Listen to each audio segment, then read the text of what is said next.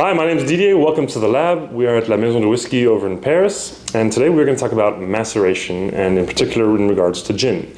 And so for that, we got in touch with Neil. Hi, how you doing, Neil? Hey guys, thanks for having me. And so Neil just put out a book called The World Atlas of Gin, and so we figured he'd be the right person to get in touch with. So let's talk about maceration.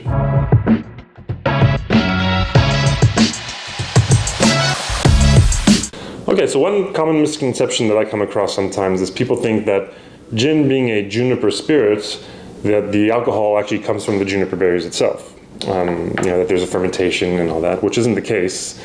Gin is an alcohol that is flavored with juniper and other botanicals such as coriander, cardamom, lemon zest, etc.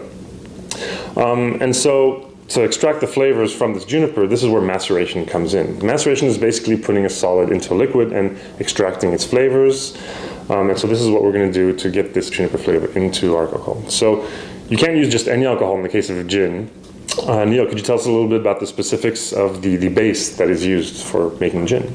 So the type of alcohol which is used really depends on who the distiller is. What they're looking for is a clarity and a high strength. Now, what that's made from is really dependent, as I said, on who the distiller is. It could be grapes, it could be corn, it could be wheat. Sometimes you get a hint or a residual flavour from the base ingredient. But most distillers are looking for a really clear, pure alcohol. In the EU, up to 96% ABV. In America, it's a slightly lower percentage of 95, and that 1%, believe it or not, gives actually a slight influence in the style of the gin that's going to be made. And so, from what I've seen, there's two basic approaches when it comes to maceration. One is to macerate every botanic separately, and then to distill them separately and blend them together. And another is to kind of put all of them together and macerate them at the same time.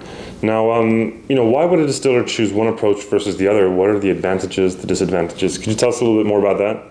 So in the case of macerating individual botanicals separately, this is a great opportunity for distillers to effectively create a library of different singular flavours that they can then use to balance and blend together.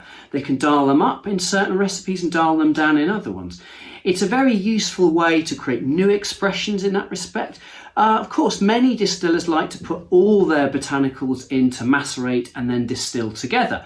And effectively, sometimes what that means is you're getting this mixing and melding and blending process together, and almost a marrying of all of these different flavours together before they're distilled. So really, there's no right or wrong way around it. It's all down to the particular preference of the distiller and the type of gins that they're looking to make. And so then there's also vapor infusion, which is another approach. Could you tell us how that works? So vapor infusion is another great way of extracting flavour from botanicals. Distillers hang their botanicals in what's known as a basket in the neck of the still.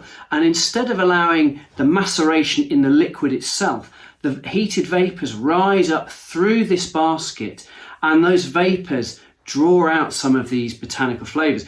It's a particularly effective way of getting some lighter, more floral and delicate flavours out into the gin, which may be lost through maceration or from boiling in the alcohol in the body of the still. And finally, what are the other variables that a distiller can play with when it comes to maceration? The length of time, the temperature, etc., and how will it affect the taste? There really are plenty of different tunes that distillers can play when it comes to making gin. The temperature, of course, of the spirit is important. Some botanicals react in a different way to higher temperatures.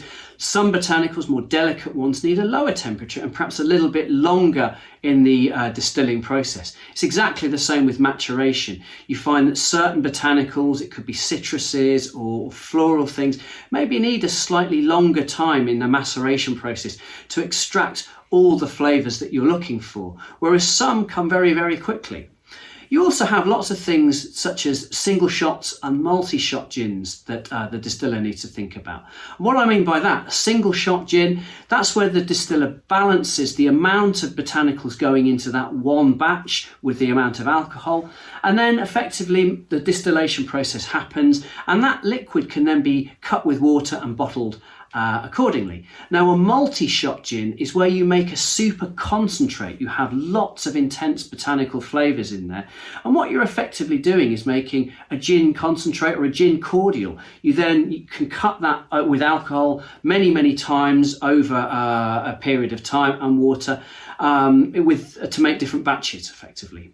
Okay, well, thanks a lot for giving us all these answers, Neil. Bye, guys. For you at home, thanks for watching. If you like what you see, give us a thumbs up. Follow us for more. And we got a question for you in the comments. If you think you know the answer, feel free to type it in. What is a London dry gin? Or more specifically, does a London dry gin have to come from a specific place? If you think you know, type it in, and we'll see you next time.